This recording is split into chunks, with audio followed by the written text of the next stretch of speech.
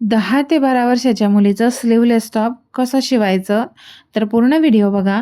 Welcome to my YouTube channel Pallavi Dhande. जय श्री स्वामीनारायण. तर मी कपडा घेतलेला होता आणि त्याला ऑलरेडी 4 फोल्डमध्ये मी कपडा करून घेतलेला आहे. तर कपड्याची जी लेंथ आहे ते तुम्ही अंदाजे घेऊ शकता आणि ही जी आडवी बाजू आहे ती अंदाजे घेऊ शकत नाही, कारण याच्यासाठी आपल्याला माप लागतं chest divide by 4 plus 1 inch किंवा 2 इंच. ओके. तर जी तुमची चेस्ट आहे 30, 32, 34, 40, 45 जे आहे ते ॲज इट इज. ओके. तुम्ही ठेवा, त्याच्यामध्ये डिवाइड बाय 4 प्लस 1 किंवा 2 इंच करा. ओके. तर आता बघा, लेंथ मी 25 इंच घेतलेली आहे आणि इथून स्ट्रेट लाईन ड्रॉ केलेली आहे. आता 1-1.5 इंच मी इथून गळारुंदी घेत आहे, 5 इंच शोल्डर आणि तिथूनच 5 इंच बगल. ओके. हा सीधा स्ट्रेट फॉर्म्युला आहे, जितकं शोल्डर तितकं बगल घ्यायची. देन 12 इंचावरती मी आपलं कमरेचं माप घेत आहे आणि तिथून 1 इंच फिटिंगसाठी मी तिरपा भाग कमरेसाठी करत आहे आणि त्याच भागापासून खाली 3.5 ते 4 इंचाचा मी क्रॉस लाईन ड्रॉ करत आहे याच्यासाठी सीटसाठी. ओके. आणि इथून थोडासा गोलाकार करून हे मी असंच्या असं कट करून घेते आहे आणि कट केल्यानंतर तुम्ही बघू शकता सीटचा भाग, कमरेचा भाग, बगलचा भाग आणि आता मी कट करत आहे गोल हा गड्याचा भाग. ओके. आणि जे एक्स्ट्राचा कपडा आहे मटेरियल ते काढून टाकलेलं आहे. शोल्डर डाऊन अर्धा इंच केलेला आहे. देन गळा आपण कट करून घेतो आहे. गळा कट केल्यानंतर तुम्ही त्याचा लूक बघू शकता, एकदम प्रॉपर आलेला आहे. आता याच्यानंतर आपल्याला करायचं आहे एकदम प्रॉपर आणि प्रॉपर तुम्ही बघू शकता की ओपन केलं. आता 1.5 इंच गळारुंदी, 5 इंच शोल्डर, 5 इंचाची बगल आणि 12 इंच कमरेची लेंथ आणि तिथून 4 इंच असा आपण माप घेतलेले आहे, बरोबर cut to cut. Okay.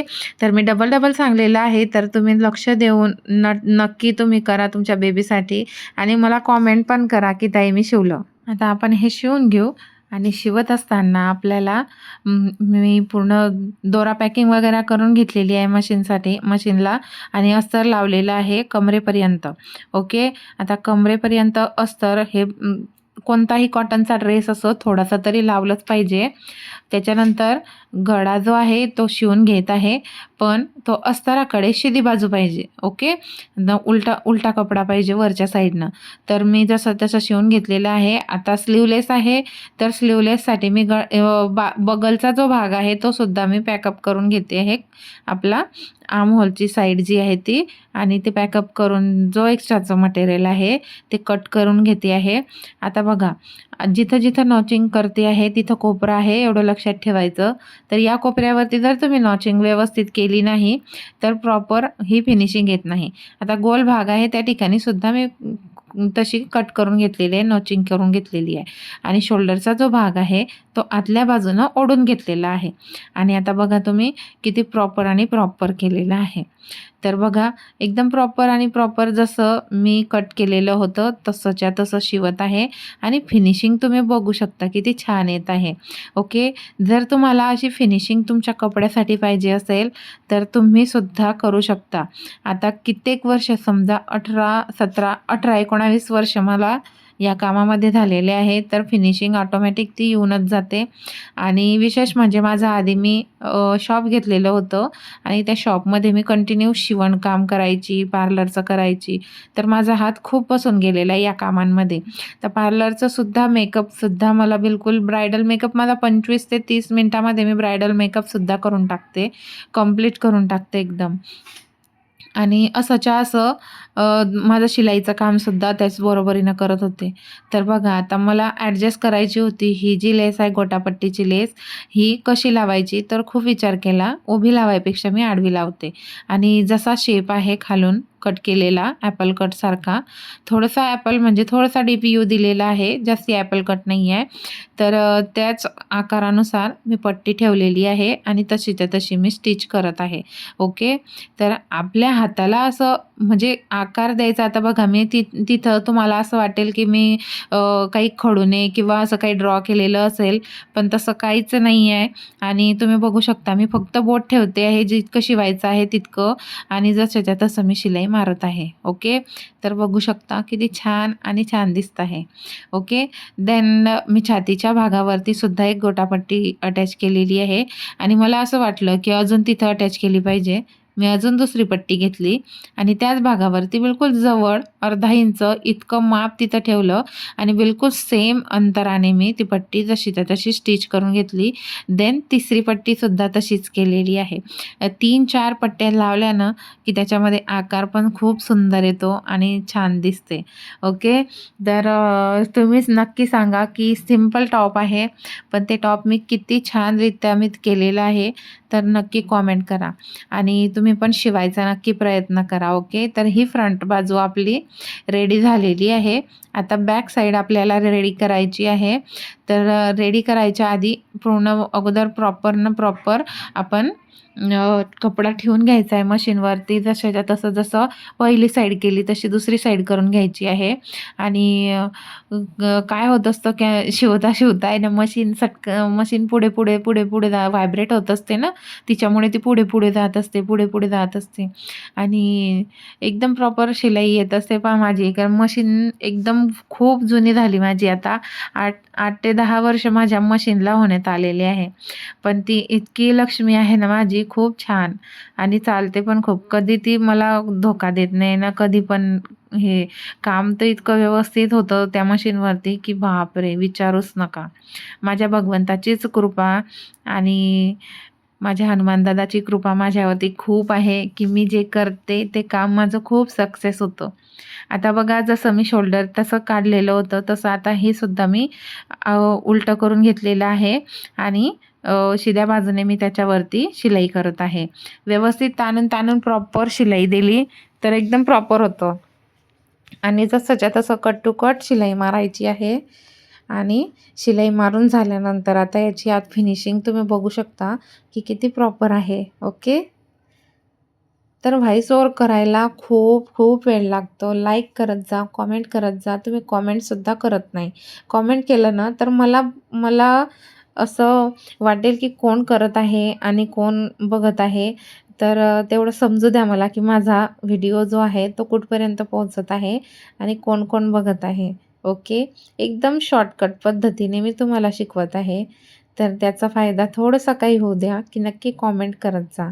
Okay, बघणारे खूप आहे पण कॉमेंट करत नाही तर खूप वाईट वाटतं, कारण एडिटिंगला खूप वेळ लागतो. हा जो व्हिडिओ बनवत आहे हा व्हिडिओ माझा खूप मोठा असतो, शॉर्ट बनवते. फिटिंग करायची आहे तर फिटिंग आपण 2 इंचाचं घेत असतो, तर इथं ठेवताना 1.5 इंचाची फिटिंग करायची. ओके, तर जसं मी कट केलेलं आहे तसंच्या तसं भाग 1.5 इंचामध्ये आपल्याला फिटिंग करायची आहे. पण जे कट दिलेले आहे त्या कटपर्यंतच आपल्याला फिटिंग करायची आहे. ओके, बघा कटपर्यंत न्यायचं, तिथून परत बॅक घ्यायचं आणि तेवढीची तेवढी शिलाई परत वरती आणायची. पण एवढं लक्षात ठेवा की हा जो खालचा जो भाग आहे, या खालचा जो 1.5 इंचाचा भाग आहे तो प्रॉपर जेवढा आहे तेवढाच घ्यायचा. ओके, आणि असंच्या असं आपल्याला आता शिवून घ्यायचं आहे बघा.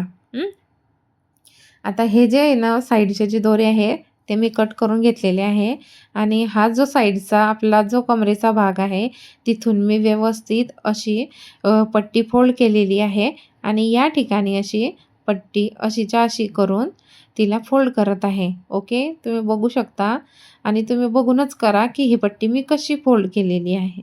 ओके, दुसरी साईड पण आपल्याला तशीच वाकवायची आहे आणि फिनिशिंग तुम्ही बघू शकता. एकदम ए आकारामध्ये तिथं कट आलेला आहे आणि दुसरी साईड पण तशीच घेतलेली आहे. 1 इंच इतकं मार्जिन ठेवायचं खालच्या साईडने आणि तिथूनच शिलाई ही रिटर्न करायची आहे. फक्त लक्षात ठेवायचं की आपली शिलाई चुकायला नको. आता हा जो ॲपल कट आहे त्याला फक्त वेगळी शिलाई करता, तर तुम्ही बघू शकता कशी करता. एका बाजूने मी प्रेस कशी केलेली आहे, दुसऱ्या बाजूने परत डबल तशीच फोल्ड करत आहे. आणि बोटं बघा, माझ्या बोटांकडे लक्ष ठेवा तुम्ही की मी कशी करत आहे. मी बोलते आहे त्याच्याकडे लक्ष न देता मी ज्या प्रकारे मी हे शिवत आहे तर त्या माझ्या हातांकडे आणि माझ्या बोटांकडे तुम्ही लक्ष ठेवा, म्हणजे तुम्हाला समजेल. ओके, तर किती प्रॉपर आणि प्रॉपर अशी फिनिशिंग येऊन जाते. ओके, तर आपण जे काम करत असतो ते आपल्या हातांवरती आणि आपल्या बोटांवरतीच ते काम नाचत असतं. जसं आपण करतो तसं ते काम होत असतं. ओके, तर आपल्या ड्रेसचा फायनल लूक तुम्ही बघू शकता. किती छान आणि किती क्यूट असा छोटासा टॉप झालेला आहे रेडी. तर नक्की कॉमेंट करा. हे बघा, खालची गोटापट्टी आणि वरची गोटापट्टी किती छान दिसत आहे आणि बॅक साईडनं पूर्ण प्लेन घेतलेलं आहे. तर याचं फायनल लूक तुम्ही बघा, किती छान दिसतं आहे. आता हे व्हाईटवर व्हाईट व्यवस्थित दिसत नव्हतं, तर आता बघा कॉटवरती ठेवलेलं आहे तर ते किती छान दिसतं आहे. आणि खालची बाजू पण आता याला प्रेस केली ना, की एकदम प्रॉपर होऊन जातं हे. पण मी विदाऊट प्रेस तुम्ही बघू शकता किती छान आणि सुंदर झालेली आहे. ओके. आणि चला आता मला तन्मयला पोहोचवायला जायचं होतं ट्युशनला. मग म्हटलं चला आता अगोदर व्हिडिओ तर हा पूर्ण करून घेऊ. मग मी त्याला भेळ करून दिली मुरमुऱ्यांची. मग टमाटर, कांदा वगैरे कापून आणि छानपैकी म्हटलं चला आपण आता जाऊन येऊ. ट्युशनला त्याला पोहोचवायला मी निघून गेली आणि आल्यानंतर मग मी याच्यामध्ये व्हॉईस ओव्हर करत आहे. तर बघा फिनिशिंग किती छान आणि किती प्रॉपर आलेली आहे. आणि ही जी पॅन्ट आहे, या पॅन्टचा जो व्हिडिओ आहे तो मी कालच्या दिवशी टाकलेला आहे. तर नक्की जाऊन लाईक करा, शेअर करा आणि सबस्क्राईबसुद्धा करा त्या व्हिडिओला आणि आजच्या टॉपच्या व्हिडिओला सुद्धा. तर थँक्स फॉर वॉचिंग. जय श्री स्वामीनारायण.